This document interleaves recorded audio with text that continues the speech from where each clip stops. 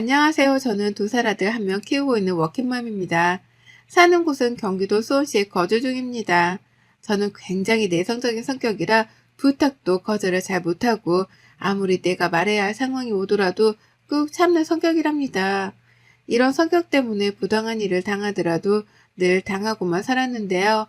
그러다 보니 어느 순간은 다 놓게 되는 날이 오더라고요. 이런 저에게도 두 번 다시는 이렇게 살지 말아야지 라는 생각을 하게 된 때가 있는데요. 오늘 저의 이야기를 여러분들께 이야기하고자 합니다. 저와 남편은 10년 연애 끝에 결혼하고 아이가 바로 생기지 않아 고생을 많이 한 난임 케이스입니다. 둘 다 아무런 문제가 없는데도 불구하고 아이가 생기지 않아 시댁에서는 압박을 해왔고 시아버지나 시어머니가 몸에 좋은 한약들을 지어올 정도로 두 분 다 손주를 바라셨습니다.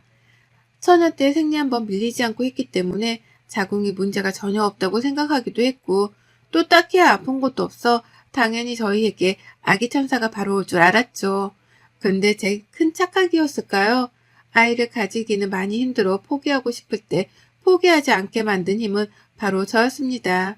아이를 너무 좋아하는 저는 결혼해서 아이 한 명을 꼭 낳자라는 주의였고 남편은 아이가 없어도 괜찮다는 주의였습니다. 시댁 어른들은 남편과 다르게 손주를 너무 바라셨고 그렇게 노력을 열심히 했죠. 노력을 열심히 하는데도 늘 실패하는 임신 때문인지 몸과 마음도 많이 지쳐버린 때였는데요. 근데 제가 더 많이 지치게 된 이유는 또 한 가지 있습니다. 바로 신우 때문이었습니다. 신우이는 남편 여동생으로 저보다는 7살이나 어리답니다. 오랫동안 연애를 하면서 남편 여동생에 대해서 정말 진저리치게 잘하는데요. 정말 사고치고 자기 마음대로 안 되면 물건 집어던지고 화내고 그러더라고요. 근데 시댁에서는 아무 말 안 하는 게 옛날에 신우이가 태어나고 두 분이 바빠서 신우이를 할머니한테 맡겨서 키운 게 아직도 미안해서 지금 아무 말도 못 하신다고요. 근데 그건 그거고 이건 이거잖아요. 원래 개차반인 건 알았지만 좀 크면 좀 달라질 줄 알았기도 했지요. 오랜 연애를 해서 어떤 사람인지 누구보다 잘 알았지만 결혼하면 잘 마주칠 일이 없겠지. 그래도 좀 나아지겠지 했던 게 저의 잘못된 생각이었던 것 같습니다. 신우의 성격을 그럼 잠깐 말씀드리자면 말 그대로 독불장군입니다. 자기 말이 늘 옳아야 하고 조금이라도 어긋나게 하면 핸드폰 다 끄고 잠수타 걱정을 만드는 사람이었죠. 그뿐만이 아니라 자기 멋대로 사는 사람이라 거의 이 세상에 자기가 왕이라고 생각한다고 보시면 돼요. 워낙 자기 멋대로 생각해 솔직히 결혼하지 못할 줄 알았는데 그래도 짝은 이나봅니다. 신우이가 결혼한다는 이야기를 듣고 얼마나 행복했던지 더 이상 시댁에 가면 신우이를 자주 보지 않아도 될 생각에 솔직히 많이 들떠있던 적도 있었습니다. 근데 신우이는 임신을 하면서 남편에게 조르고 졸라 시댁 근처로 이사를 왔고 신우이 남편은 하루 왕복 2시간 넘게 출퇴근을 한다고 합니다. 물론 아이를 가지면 친정 근처에 오는 게 당연히 나은 줄은 알지만 저는 반갑지 않았거든요. 그런 신우이로 인해 제 결혼 생활이 힘들었던 것도 사실 맞습니다. 하나 조그마한 사건을 예를 들어보자면 어머님 생신 때 정말 비싼 식당을 예약했습니다. 한정식으로 나오는 코스 요리인데 어머님이 그런 데를 한 번도 안 가보셨다고 해 제가 3개월 전부터 예약해서 드디어 가는 날이 되었는데요. 근데 갑자기 신우이가 자기는 한정식이 먹기 싫다고 뷔페에 가고 싶다고 떼를 쓰는 거예요. 남편이 엄마 생일이고 거기 예약하는 것도 힘든데 그냥 가고 다음에 가자고 해도 막무가내로 그럼 자기 안 간다면서 자기끼리 먹고 오라고 난리를 치더군요. 하는 수 없이 어머님이 미안하지만 거기 취소를 해야 할 것 같다고 하고 취소를 했습니다. 시내의 원대로 근처에 있는 뷔페에 가서 식사를 했습니다. 그러면 자기 원하는 대로 갔으면 그것도 만족을 해야 하는데 또 괜히 여기로 왔다면서 만족이 안 된대요. 저보고 어쩌라고 하는 건지 먹으면서도 계속 투덜대길래 제가 속으로 지어준 별명이 세계 최강 투덜이거든요. 그러더니 뭐 인스타 감성 나오는 자기가 원하는 또 카페가 있다며 거기에 가자고 하더라고요. 오늘 어머님 생신인 거를 뻔히 알면서 저러니 엄마를 정말 생각하는 사람인가 싶기도 했습니다. 그리고 제가 어머님 생신 선물을 드리면 옆에서 꼭 참견을 해요. 언니, 어디서 산 거예요? 이거 쿠팡에서 산 거 아니야? 예? 아니요, 백화점에서요. 우와, 엄마 좋겠다. 이런 거 사주는 며느리도 있어서 나는 언제 이런 거 받아보나? 옆에서 막 비꼬고요. 지금 이 이야기는 세 발의 피라고 생각하시면 됩니다. 어느 정도 막무가내로 하냐면 같이 배달 음식 시켜서 먹고 있으면 갑자기 그 음식 먹기 싫다고 다른 음식 시키라고 난리칩니다. 아직까지도 그 음식이 많이 남아있어서 다 버릴 것 같은데도 불구하고 그 음식은 꼭 시키고 한 입이라도 먹어야 직성이 풀리는 사람이거든요. 그런 신우인지라 결혼하고 애기 낳으면 조금은 철들겠지 싶었던 게 제 큰 착각이었습니다. 애기를 낳으니 신우이는 시댁에 밥 먹다시피 오더라고요. 신우 남편이 바쁜 편이라 주말에도 나가서 일을 해야 하는 상황도 생기는데 그때마다 신우이는 육아가 힘들다며 매일같이 시댁에 와 있더라고요. 그럼 와 있기만 하면 되는데 저희 온다는 이야기만 들으면 저에게 매일같이 이것저것 시킵니다. 충분히 혼자서 할 수 있는 일인데도 불구하고 자기가 임신했다는 이유만으로 저를 매일 시켰는데요. 그 일은 직접 신우인에 가서 자기 무슨 옷을 가져다 달라. 자기가 정말 먹고 싶은 디저트가 있는데 그거를 사와라. 정말 임신 때만 생각하면 치가 떨릴 정도로 심부름을 했던 기억이 납니다. 임산부니까 아이를 가졌으니까 저도 참 많이 참고 지나갔었는데요. 근데 제가 더 참기 힘들었던 건 제가 아이를 기다리는 걸 뻔히 알면서 저에게 늘 하는 말이 이거였어요. 언니는 임신하지 마. 진짜 너무 힘들다. 너무 힘들어. 둘이 좋은데 뭐하러 애를 가져. 라면서 저를 볼 때마다 하는데 처음에는 저를 걱정해서 하는 말인가 싶어서 고마웠어요. 근데 계속 저 이야기를 하니 한 번은 나를 놀리는 건가? 임신을 못해서? 라는 생각이 들더군요. 그렇게 신우이가 출산을 하고 산후조리 2주에 산후도우미 2주에 심지어 시댁 2주로 총 6주로 넘게 조리를 하더라고요. 저는 가까이서 처음 보는 아기가 너무 예뻐서 신우이는 힘들었지만 조카는 너무 예뻐서 시댁에 매일 갔던 기억이 납니다. 그 뒤로 신우는 절대 임신은 안 한다더니 다시 연년생으로 둘째를 가지더라고요. 그렇게 신우이는 애가 둘인 엄마가 되고 저는 그때까지 한국 사회에서 난임부부로 살아갔습니다. 그럴 때마다 신우이는 그거 난임 치료하는 거 돈 많이 들지 않냐면서 그 돈으로 차라리 맛있는 거 사 먹으라고 나중에 때 되면 생기고 안 생기면 안 생기는 거지라고 하는데 왜 그렇게까지 저는 그 말도 서운했을까요? 신우이는 미웠지만 조카 둘은 참 너무나 예쁘더라고요. 태어난 순간부터 자라오는 순간에 봐서 그런가 내 아이 같고 너무 예뻤어요. 그래서 신우이한테 애기 봐줄 테니까 나갔다 오라고도 하고 힘들 때면 종종 이야기하라고도 하기도 했습니다. 출산 선물로는 현금이랑 선물 이렇게 챙겨드렸어요. 물론 두 번째 출산 선물로 가지고 싶은 게 있다고 해 열심히 챙겨드렸는데요. 근데 제가 너무 많이 챙겨준 탓이었을까요? 아이가 커가면서 필요한 것들이 생기면 자기가 사는 게 아니라 저한테도 이거 어때요? 언니가 사주면 안 돼요? 오빠 이거 사줘. 엄마 아빠 이거 사줘 등의 이야기가 많았습니다. 물론 저나 남편이나 맞벌이를 해서 그런 것들을 보면 사주기는 했지만 가끔은 조금씩 울컥해지기도 하더라고요. 우리는 아이가 한 명도 없는데 벌써 신우이는 둘째까지 있다고 하니 참 부러웠습니다. 근데 부러워만 했어야 했을까요? 신우의 자랑은 늘 끊임없이 지속되었습니다. 그러면서 늘 저에게 가지고 싶은 물건들이나 먹고 싶은 게 생기면 사진만 딸랑 보내곤 하더라고요.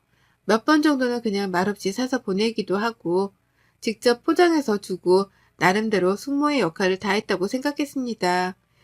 그럴수록 신우이의 만행은 도를 지나치더군요. 임신도 자꾸 실패하고 신우이까지 그러니 한동안 우울증에 많이 힘들어했습니다. 그리고 드디어 제가 그렇게 바라고 바래던 아기 천사가 저희를 찾아왔습니다. 병원에서 임신을 확인받았을 때 정말 세상을 다 가진 것 같았죠. 신우이도 당연히 가족이니까 축하해줄 줄 알았는데 처음에는 축하하더니 나중에 결국에는 본색을 드러내더군요. 입덧이 초반에 너무 심한 편이라 제대로 잘 먹지를 못해서 오히려 살이 빠졌거든요. 근데 제가 딱 먹을 수 있는 것만 괜찮아서 그것만 먹곤 했거든요. 신우이가 근데 갑자기 그 음식이 먹기 싫었던 것 같아요. 저보고 언니 너무 유난 아니에요? 아무리 입덧이 심해도 그렇지. 나 그거 정말 먹기 싫은데. 라고 하니 남편이 옆에서 막 뭐라고 하더라고요. 너 임신 때를 생각해보라면서 하니까 신우이는 또 씩씩대더니 독불장구 같은 성격이 나와서 자기 집에 가겠다고 하더라고요. 남편이 그만 좀 오고 빨리 가라고 하니 울면서 자기 집으로 가는 걸 보며 솔직히 뭔가 통쾌하긴 했어요. 우리 신우이 임신했을 때 진짜 말도 못했어요. 매일같이 자기 먹고 싶은 거 안 먹으면 삐지기 일쑤였고, 당연히 그땐 임신했으니까 신우이 위주로 외식도 하고 그랬거든요. 그때마다 저에게 했던 말이 뭔지 아세요? 언니는 아직 임신을 안 해봐서 입덧이 얼마나 힘든지 모르겠다. 나는 진짜 너무 힘들어서 이 음식만 먹어야 돼요. 했거든요. 근데 막상 제가 입덧을 하니 왜 이렇게 유난이라고 자기 때를 생각 못하는 것 같더라고요. 그래도 저는 그렇게 기다렸던 아기 천사가 찾아와서 얼마나 기쁜지 모르겠더라고요. 신우이가 그런 것도 싹 잊고 말이에요. 또 임신하니 시댁에서 하는 대우도 달라지고 신우이도 함부로 못하니 솔직히 너무 살 것만 같았습니다. 그 뒤로 행복은 지속되는가 했습니다.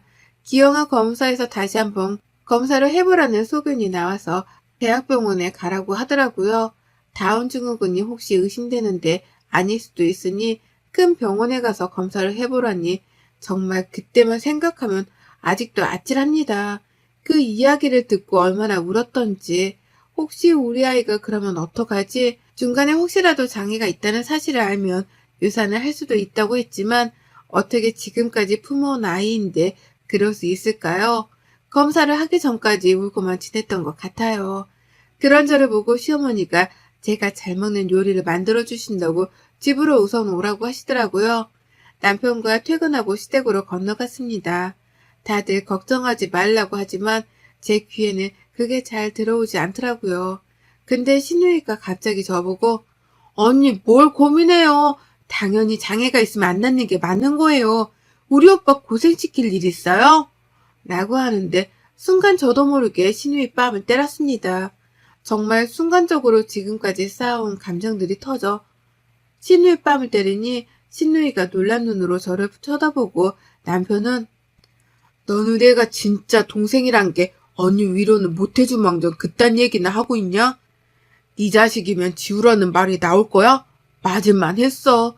이번에 네가 도를 지나쳤어. 라고 하니 그때부터 신우이는 엄마, 아빠, 오빠랑 언니가 나를 저렇게 한다고 울고불고 쌩 난리를 쳤습니다. 시어머니, 시아버지는 어떻게 해야 할지 몰라 발만 동동 구르고 있고 저는 그 자세로 신우이한테 한마디 했습니다. 아가씨, 지금까지 아가씨 동생 같고 어릴 때부터 봤기 때문에 많이 참았어요. 아가씨 독불장군인 거 모르고 결혼한 거 알고 어린아이에 시집가서 아이 둘 낳으면서 그것도 많이 안쓰러워 잘 챙겨주려고 늘 노력했고 조카들도 정말 내 자식들처럼 너무 예뻐한 거 알 거예요. 내가 얼마나 임신하고 싶어 했는지 알면서 아이를 지우라는 말을 어떻게 그렇게 아무렇지 않게 해요? 그게 지금 나한테 할 소리예요?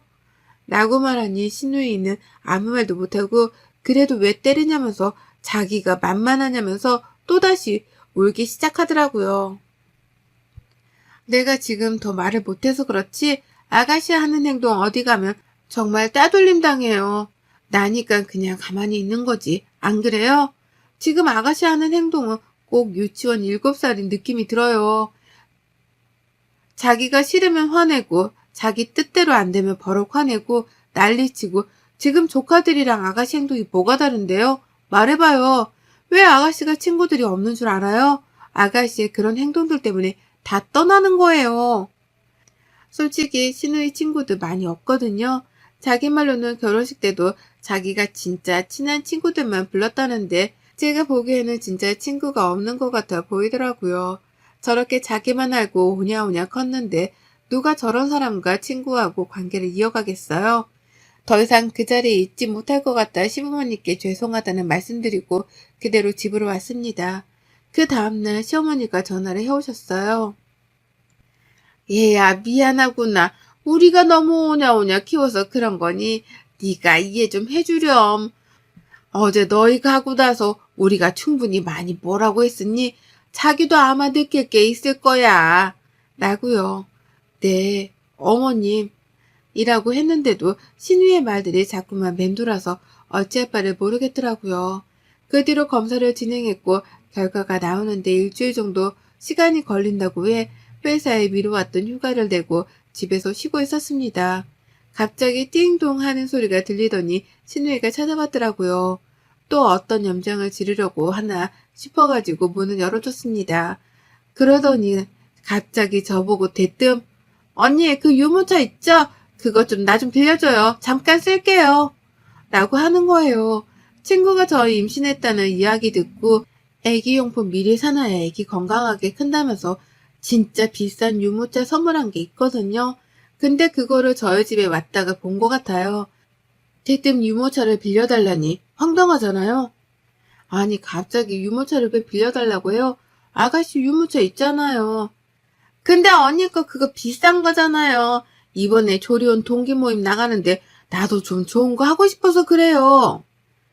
미안한데 안 될 것 같아요. 아직 아이 태어나지도 않았고 친구가 저 쓰라고 준 건데 빌려줬다는 거 알면 얼마나 서운하겠어요. 미안해요. 정말 언니. 애기야 아직 태어날지 안 태어날지도 모르는 상황에서 무슨 유모차예요. 나라면 이런 유모차 말고 애기 건강이나 더 신경 쓰겠어요. 참. 그러니 애기가 기형아 검사를 보통과 하지. 라는 말에 들고 있던 물컵을 신우에게 뿌렸습니다. 뭐 하는 짓이에요, 진짜? 저번부터 안 되겠네? 뭐 하는 짓? 너 진짜 뚫린 입으로 함부로 하니? 너 더 당해볼래, 진짜? 하면서 신우이를 바닥에 내동댕이 쳤습니다. 그러고는 머리끄댕이를 잡고 다시 한번 말해보라면서 정말 이판사판 싸웠습니다.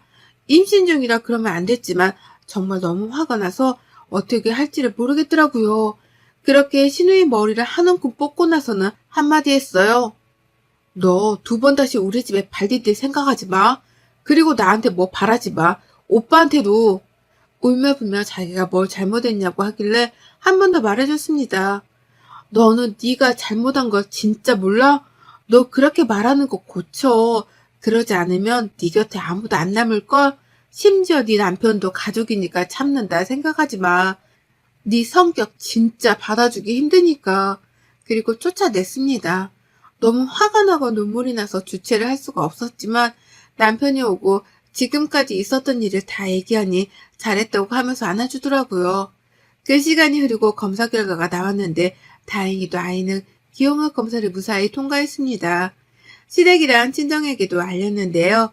그 뒤로 저는 신우이가 오는 날이면 시댁에 가지 않고 신우이 전화는 차단했습니다. 저번에 첫째 조카 생일이었는데도 제가 챙기질 않았거든요.